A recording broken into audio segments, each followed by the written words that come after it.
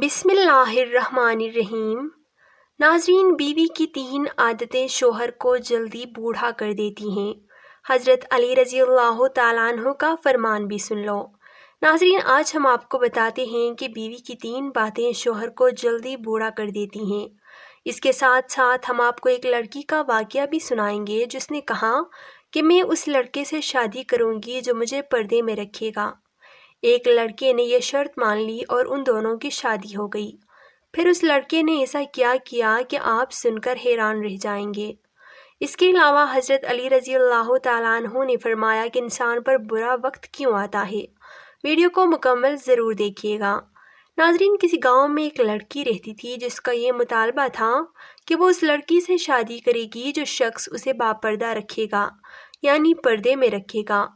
एक नौजवान शख्स ने यह शर्त मान ली और वो शादी के लिए राज़ी हो गया। फिर आखिरकार वो वक्त आया कि उन दोनों की शादी कर दी गई। वक्त गुजरता गया, यहाँ तक कि उनका एक बेटा पैदा हुआ। एक दिन शौहर ने बीवी से कहा कि मैं सारा दिन खेतों में काम करता हूँ, खाना खाने के लिए मुझे घर आना पड़ता है, जिससे मेरा ज़्यादा वक्त ख़राब हो जाता है। कल से तुम मुझे खाना खेतों में ही ला दिया करना। बीवी उसकी बात के लिए राज़ी हो गई। वक्त गुजरता गया और उनके यहाँ एक और बेटा पैदा हुआ, जिस पर शौहर ने कहा कि अब गुजारा करना मुश्किल हो गया है, इसीलिए तुम्हें मेरे साथ खेतों में मेरे हाथ बटाना पड़ेगा, यानी खेत के कामों में मेरी मदद करनी होगी। बीवी इस बात के लिए भी राज़ी हो गई, लेकिन वो दिल से खुश नहीं थी, क्योंकि अब वो बेपर्दगी तक पहुंच गई थी। जब उसके यहाँ तीसरे बेटे की पैदाइश हुई तो उस वक्त तक उसका शौहर उसे मुकम्मल बेपर्दगी तक ले आया। वक्त गुजरता गया और उनके बेटे बड़े हो गए। एक दिन वो यूं ही बैठे हुए थे कि शौहर हंसने लगा। बीवी ने पूछा, क्या बात है, क्यों हंस रहे हो? तो शौहर कहने लगा, तू बहुत पर्दा करती थी, आखिरकार तेरा पर्दा ख़त्म हो गया। क्या फ़र्क पड़ा तुझे पर्दा या बेपर्दगी से?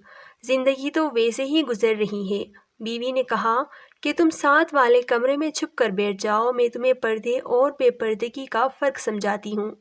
शौहर ने कहा, ठीक है, और वो कमरे में छुप कर बैठ गया। बीवी ने अपने बाल बिखेरे और रोना पीटना शुरू कर दिया। पहले तो वो सबसे बड़ा बेटा आया और माँ से रोने का सबब पूछा कि माँ, तुम क्यों रो रही हो? माँ ने कहा कि तुम्हारे बाप ने मुझे मारा है। बेटी ने कहा, तो कोई बात नहीं, वो आपसे मोहब्बत भी तो करते हैं, आपका ख्याल भी तो रखते हैं। उसने माँ को समझाया और चला गया। बीवी फिर से रोने लगी और रोने की एक्टिंग करने लगी और दूसरे बेटे के आने पर उसे बताने लगी कि तेरे बाप ने मुझे मारा है। ये सुनकर बेटे को गुस्सा आ गया। उसने बाप को बुरा भला कहा और माँ को भी समझाया और चला गया। इसके बाद घर में तीसरा बेटा भी दाखिल हो गया तो बीवी फिर से रोने लगी। छोटे बेटे ने माँ से रोने का सबब पूछा तो उसने बताया कि तुम्हारे बाप ने मुझे मारा है। ये सुनते ही वो गुस्से से आग बगोला हो गया और ऊंची आवाज़ में गालियाँ देते हुए डंडा उठा लिया और कहने लगा, अभी बाप की खबर लेता हूँ। इतनी देर में बीवी उठ खड़ी हुई और अपने शौहर को आवाज़ देकर बाहर बुलाया। फिर कहने लगी, मेरा पहला बेटा पर्दे में हुआ था, इसीलिए उसने तुम्हारा पर्दा रखा। दूसरा बेटा कम पर्दे के ज़माने में पैदा हुआ, इसीलिए उसने तुम्हारी आधी लाज रखी है।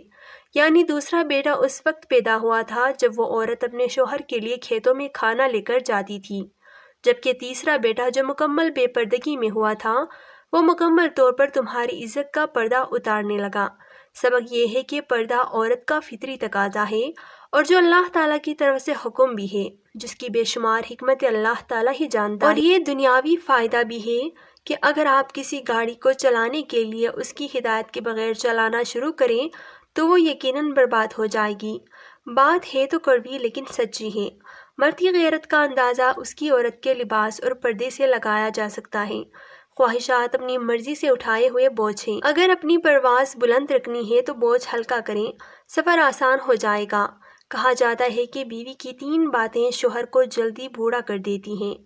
नंबर 1, गैर मुनासिब रवैया। बीवी का गैर मुनासिब रवैया शौहर को जल्दी बूढ़ा कर देती है। नंबर 2, बदज़बानी। और नंबर 3, शौहर को उसका मकाम ना देना।